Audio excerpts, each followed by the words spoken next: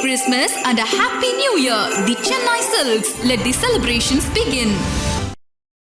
தமிழகத்தின் தலைநகர் சென்னையை புரட்டி போட்ட நிவார் புயல் ஆந்திர மக்களுக்கு அதிர்ஷ்டத்தை கொடுத்துள்ளது. அதாவது நிவர் புயல் கரையை கடந்த பிறகு ஒரு கடற்கரையை தங்கம் கிடைக்கும் இடமாக மாற்றியுள்ளது என்றால் நம்ப முடிகிறதா?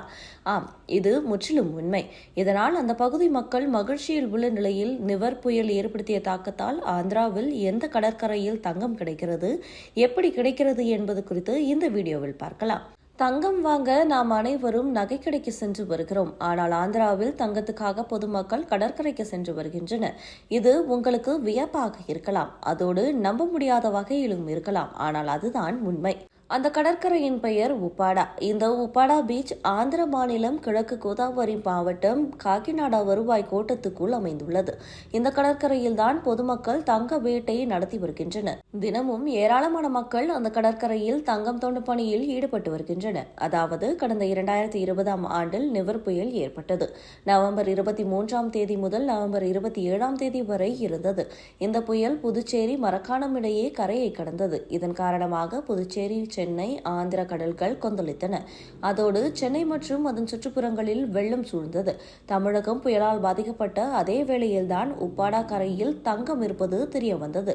அதாவது புயல் காரணமாக உப்பாடா கடற்கரையில் கடல் நீர் சீற்றத்துடன் காணப்பட்டு அடங்கியது. அப்போது கடற்கரையில் இருந்த தங்க மணிகள் மீனவர்களிடம் கிடைத்தது. இப்போது மீண்டும் உப்பாடா கடற்கரை மணலில் இருந்து தங்க துகள்கள், சிறிய தங்க நகைகள் கிடைக்கிறது. இதனால் பொதுமக்கள் பலரும் தற்போது உப்பாடா கடற்கரையில் தங்கம் சேகரிக்கும் பணியில் ஈடுபட்டு வருகின்றனர். உப்பாடா, சுரதாப்பேட்டை மற்றும் அதனை சுற்றிய இடங்களில் வசிக்கக்கூடிய மக்கள் மணலை தோண்டி சல்லடை போட்டு தங்கத்தை சேகரித்து வருகின்றனர். அதிர்ஷ்டம் இருப்பின் சிலருக்கு தங்கமணி, சிறிய தங்கத் துண்டுகள் கிடைக்கின்றன. சிலருக்கு நகைகளே கிடைக்கின்றன. அதிர்ஷ்டம் இல்லாவிட்டால் நாள் முழுவதும் தேடியும் கூட தங்கம் என்பது எட்டாக்கனியாக மாறிவிடுகிறது.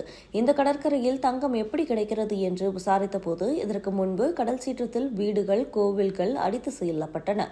அதில் இருந்த தங்க நகைகள் உள்ளிட்டவை கடலுக்குள் சென்றுள்ளன. இப்போது நிவர் புயலுக்கு பிறகு சூறாவளி காற்று மற்றும் புயல் காலங்களில் அலைகளில் மீண்டும் கரைக்கு அடித்து வருவதாக அங்குள்ளவர்கள் தெரிவித்துள்ளனர்.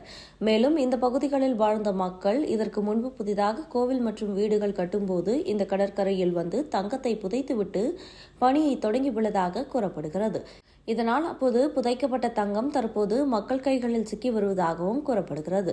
இந்த உப்பாடா கடற்கரையை சுற்றுத்தலமாக மாற்ற துணை முதல்வர் பவன் கல்யாண் நடவடிக்கை எடுத்து வரும் சூழலில் பொதுமக்கள் தங்க வேட்டையில் ஈடுபட்டு வருகின்றனர். Merry Christmas and a Happy New Year! The Chennai Silks. Let the celebrations begin.